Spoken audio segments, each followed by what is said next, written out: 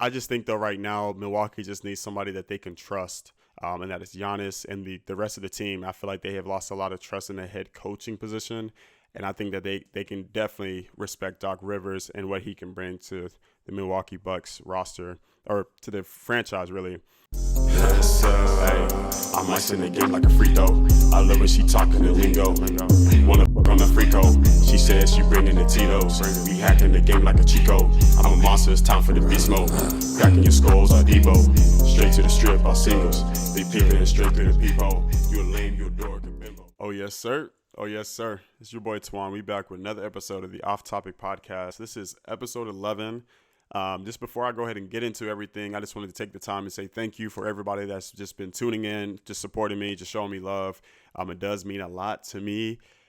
This is definitely something I want to continue to do. So I just wanted to take that moment just to say thank you guys. So let's go ahead and get to it. So first off, these last 3 to 4 days, a lot has transpired in the NBA. So I just wanted to talk about some notable things that has happened that I want to address. But for starters, I just want to go ahead and can we just give a round of applause for Joel Embiid, 70 points. I just think that's crazy. I think that is rare. I just think that is MVP status. And I think he's wanting to chase his second MVP. And with the 70-point game, that's a big argument. In today's era, in today's NBA, I guess it is probably more likely to see a player to do a 70 points, but to see Joel Embiid be the one, because, we've had some notable guys like Donovan Mitchell. We've had, just like Damian Lillard, like that was just last season, it felt like. We've had even Devin Booker. We've got some people in our NBA in today's league now that are capable of scoring. That just shows you that the NBA is changing, it's evolving. We got real scorers. We got teams of players that can score 70 points in a game.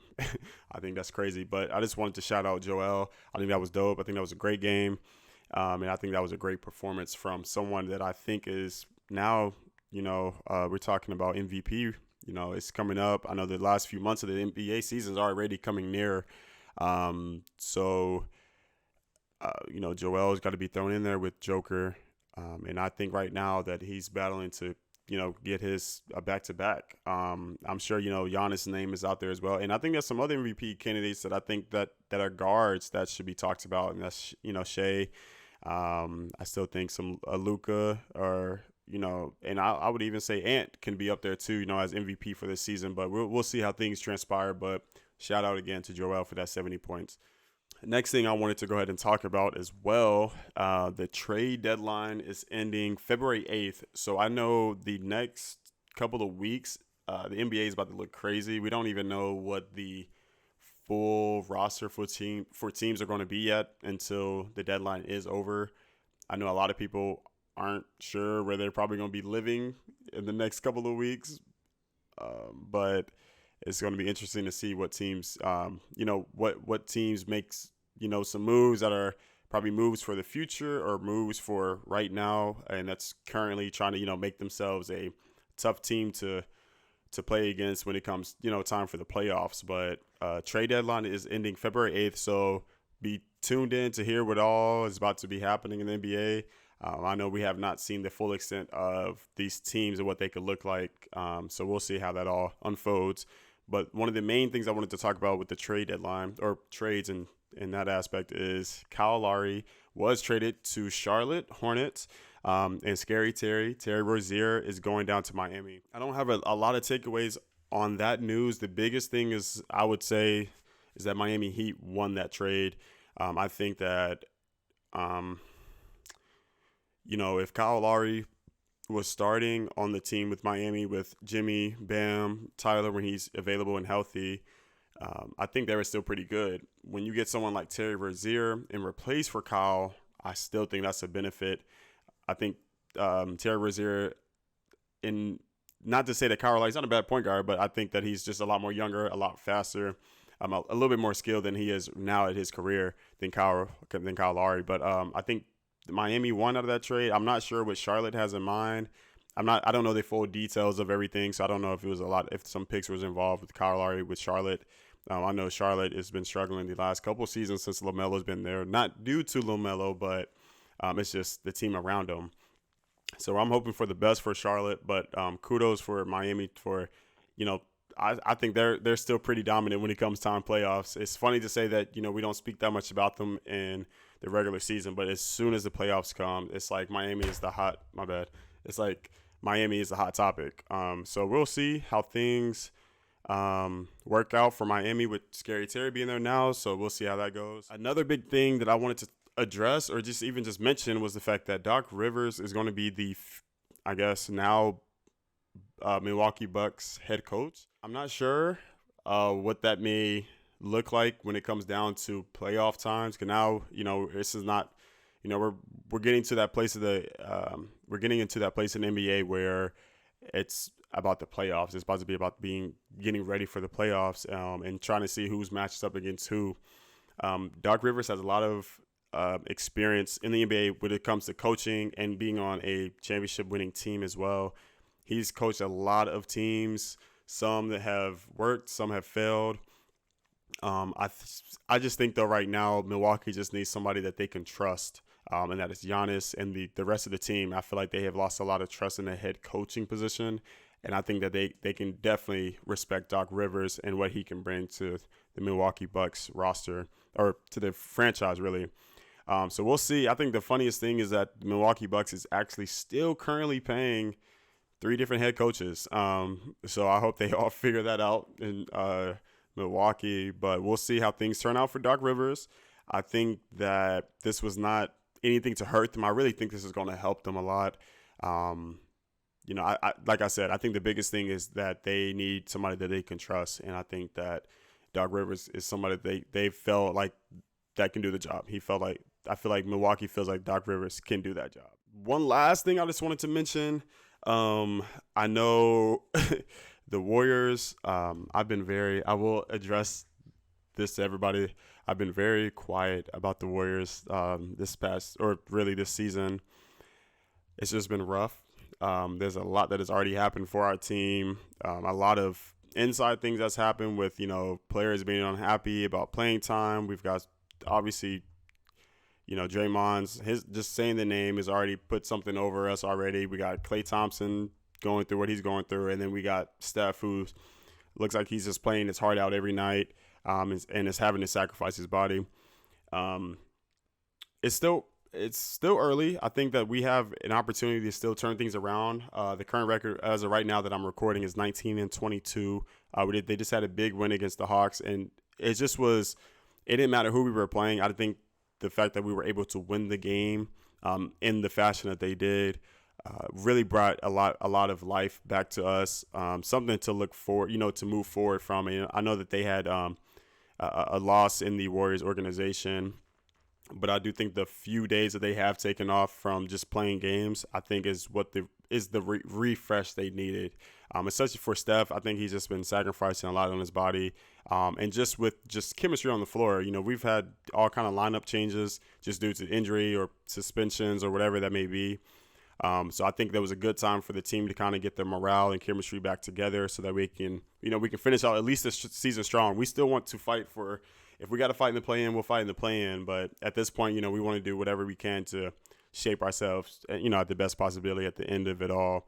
But, you know, shout out to my Warriors, man. We're going to figure it out regardless. You know how it is. Every season we make it, we had a crazy beginning. So we'll see how it all turns out. Lastly, the last thing I did want to talk about is, so as I'm recording, tomorrow will be the NBA All-Star selections that will be coming out soon. So I kind of just have an idea of what that may look like for the starters for the West Conference and then the East Conference. So I'm just going to go ahead and start with the West. We already know that LeBron is going to be the starter. He's going to be the West captain. So he will choose the reserves and everybody that's coming, you know, that'll be on the bench. So shortly after, or right after LeBron, we would have Joker as a starter. So mind you, they do have their voting number posted online as well. So let me go back. So LeBron, he did have 3.9 million votes. So that is why he's the starter for the West. Shortly after LeBron, it is Joker with 3.5 million votes, and then KD right after with 3.4 million votes. And then right down there at the fourth spot, we have Luka. That's going to be, I'm assuming, will be starting for the guard position with 3.2 million votes. And then one that I'm sure is going to be controversial for a lot of people, which I don't care, but I am going to be biased with Warriors and Steph. So you already know that. Steph, I believe, will be starting with that all-star lineup of the West. But I know some people probably feel that Shai Gilgeous-Alexander should be starting over Steph. I do think that's a great argument. I honestly would not be fully upset with that just because OKC is, as we speak, they're number one in the West. Shai is scoring over 30-some points, and they just look good. They're just a hot young team right now, and I think that it wouldn't be crazy for Shai to be starting, but that's how close it is right now. And I'm sure there's going to be a lot more conversation to happen when we start to see who all didn't even make the All-Star listing. So we'll see how that turns out. But from just based off the voting number, it would be Steph starting with the guard spot with Luka up there. So I just want to transition to the East side. So the East captain, as it seems to be the last few years, is Giannis. And he finished out with 4.3 million votes. He actually had the most voting out of anybody in this year's All-Star voting. He had 4.3 million. Right after that, we have 3.7 million for both Joel Embiid and Jason Tatum. So there will be the forwards for the starters. And then for guards, we have Tyrese Halliburton with 2.7 million. And the one that I feel like it may be sneaking in will be Trae Young with 1.8 million votes. If it's not Trae Young, it's going to be Damian Lillard. And like I've been saying as well, too, if it's based off, I think team success does play a little bit, when it comes to individual, just what you're individually doing for your team. And I would say that Dame and Milwaukee have been doing, I would say a little bit better than Trae Young and the Atlanta Hawks right now, but Trae does have the most votes, so we'll see. I don't know who has the final say-so on that, but based off just voting, that's what it would be. It would be Tyrese and Trae Young at the guard position for the starters for the East. But we'll see. Like I said, so my next episode that I want to talk about is just the All-Star snubs, those that did not make the All-Star listing. I think it's going to be very tough. I think that there is a lot of talented players in NBA right now. So there's going to be some people left out, and I know there's going to be some people hurt. Just already, if you think of just the guard positions from the West, we got talented people. If we're already talking about Steph Curry, Luka, Shai, we still got Devin Booker. We still got Anthony Edwards. We still have just more and more players coming out. So it's going to be tough to see. So that's going to be the next episode. It's going to be kind of like an all-star edition. I'm going to have some guests on there as well. So stay tuned for that as well. But other than that, this episode, for episode 11 for the OffTopic podcast, I just wanted to touch on some things that happened the last few days before I get into the next headlining topics, which would be, the all-stars, and then just getting, prepping for the playoffs and everything. So we'll definitely be back on here live and posting and just active with everything that goes on with the NBA. But other than that, I just want to say thank you guys for listening. Continue just to stay tuned and appreciate all the love. Other than that, I'm going to see y'all on the next one. Let's go ahead and get to it. Yes, sir.